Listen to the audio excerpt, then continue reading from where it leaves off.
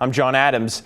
Meteorologist Joe Ranieri is here to explain what the last week of summer is going to be like. Joe, are we going to see any warm weather over the next week? We'll call it comfortable, John. When I think of warm, I think temperature is right around 80, maybe 82. We're not going to be touching 80 degrees anytime soon. But looking at the rainfall amounts, you might think, well, Joe, that doesn't look all that impressive. 5/100ths of an inch of rain. Salem, you didn't see anything. But depending on where you are, the northern part of the metro area, especially in downtown Portland, saw basically a half of an inch of rain fall in anywhere from about 2 to 3 hours. When I got in here a little after 5 o'clock, it was all dry, no rainfall in the gauge. And then by 5:30, 6 o'clock, all of that changed. It was all we could talk about earlier in the newsroom. We're continuing to see some of those showers push off to the east. Some of them have been producing some lightning strikes as well, as those heavier cells that we saw just a couple of hours ago are pushing into the foothills of the mountains and over into Timberline Lodge, outside Timberline Lodge, I should say. So there's still about a 10% chance of rain over the next couple of hours. We'll dry out in the early morning hours. Then another chance to see some rain showers moves in basically from 4 a.m. tomorrow until late morning. I don't think we're going to be seeing much in terms of measurable amount of rain, but once we get into the noon hour tomorrow, we are going to be seeing some drier conditions and a few more sunshine conditions out there. So a few light showers overnight and tomorrow morning, mostly sunny skies in the afternoon. The last week of summer, John, below average temperatures mainly. There is one day that is looking relatively nice. I'll talk more about that in a few minutes. All right, Joe, thank you. We'll see you later in the show. I'm not as proud as I was, 15, 20 years ago. There are people who literally cannot afford a house, and that's unfair. A production standstill at multiple Boeing plants this weekend. About 33,000 machinists are on strike, including some 1,200 people at Boeing's Gresham facility. It's after workers in Oregon and the Seattle area overwhelmingly rejected a contract offer and voted instead to hit the picket lines. While this is putting financial strain on the company, some aviation analysts predict negotiations could be resolved in just a matter of weeks. NBC's Jim Nelson has more. In Everett, I want to be able to get a home for her or have her buy her own home and live the American dream. And in Renton, blood, sweat, and tears into our planes, and we're very proud of the product we put out there.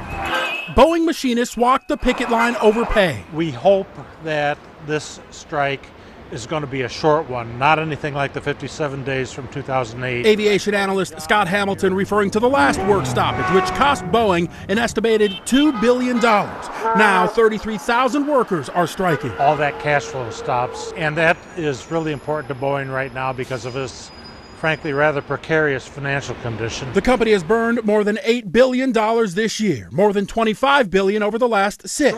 Looking ahead to the potential long-term impact, could airlines back out of purchase deals? I don't see that. Number one, I believe that the contracts characterize strikes as an excusable delay. And what about moving facilities out of the Northwest over the threat of labor issues? Hamilton says it's unlikely. This might be resolved within the next 2 weeks. Everybody wants to resolve it. Everybody recognizes the stakes involved here. Especially new CEO Kelly Ortberg. He came in at almost an impossible time. But if this strike is resolved quickly, that would go to his credit to resolving it quickly.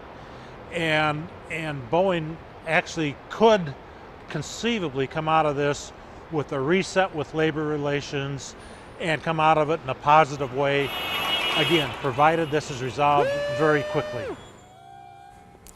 Negotiators for Boeing and the union representing its workers will meet again early next week. A Boeing spokesperson told KGW they are committed to resetting their relationship with employees in the union and are ready to reach a new agreement. Well, a man was killed by police early this morning following an armed standoff in Lynn County. It happened just before 12:45 on the Shamanic Bridge near the town of Scio. Deputies were responding to a report of a pedestrian struck by a vehicle. When they got there, they found the driver armed just off of Richardson Gap Road. The Lynn County Sheriff's Office said he ignored commands and fired his weapon. They said because of his actions, he was shot and killed when a SWAT team was sent in. The Oregon State Police is now investigating. The pedestrian received only a minor injury.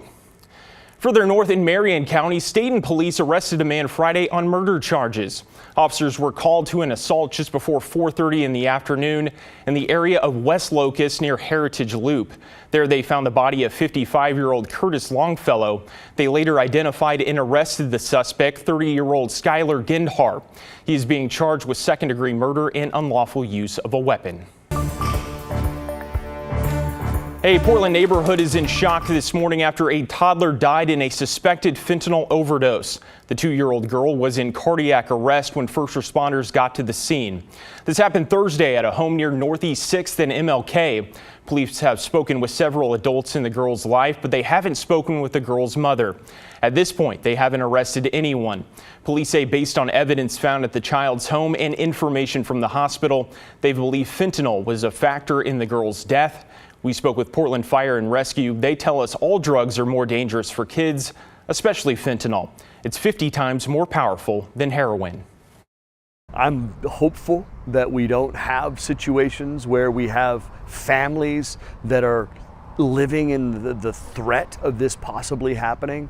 But I'm also hopeful that we can get everybody who's addicted to it, whether they're on the streets or they're housed, and we can find pathways for them to get out of it. It is extremely, extremely addictive.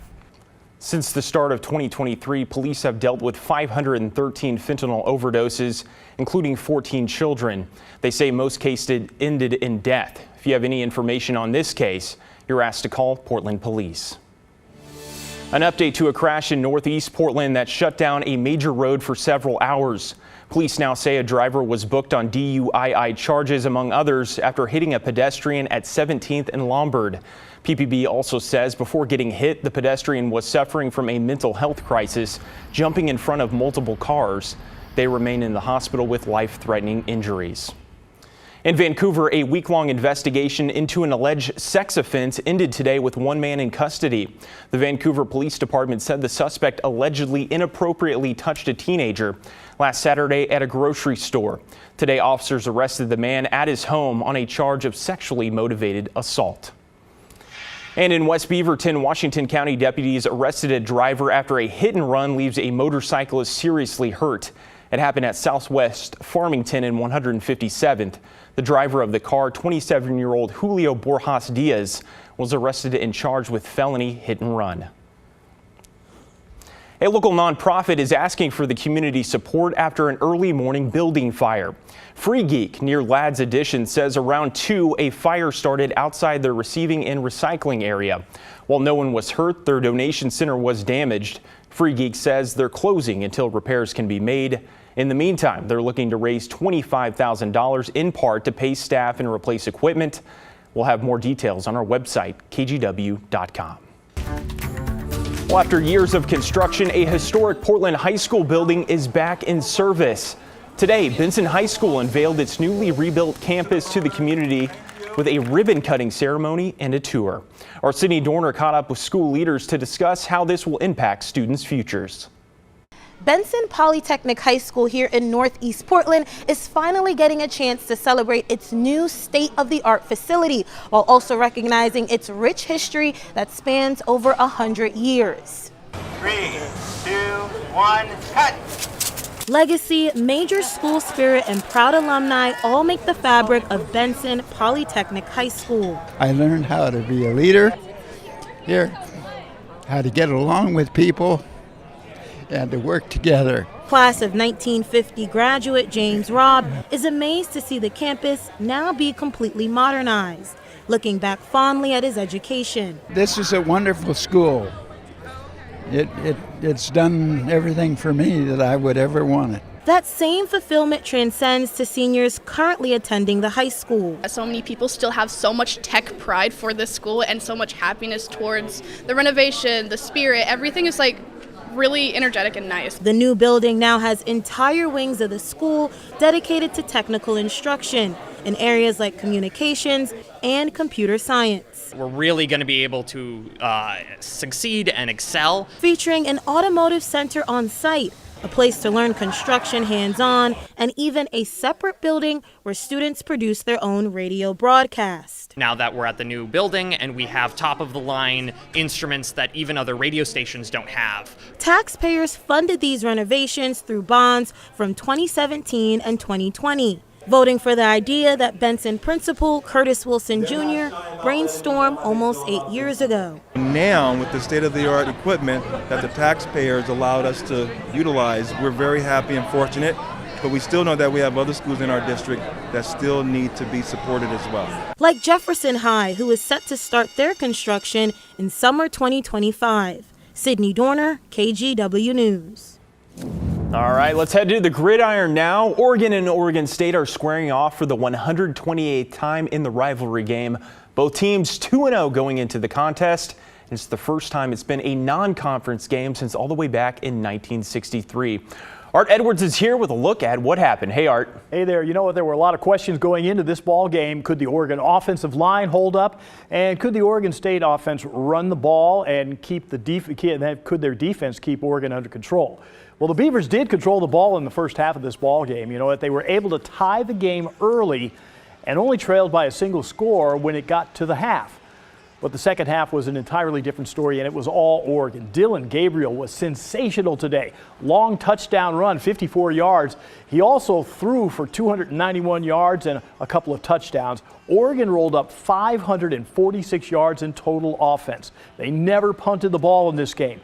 After 2 weeks of some not so impressive football, the Ducks certainly rebounded. They win the game 49-14, the final score. That broke a 2-game win streak that Oregon State had at Reser Stadium. Now, Orlando Sanchez is in Corvallis. He's going to have a complete wrap of the ball game, including reaction from players and coaches from both teams. That's coming up a little bit later in sports. All right, Art, thank you. Look like a completely different Duck team today.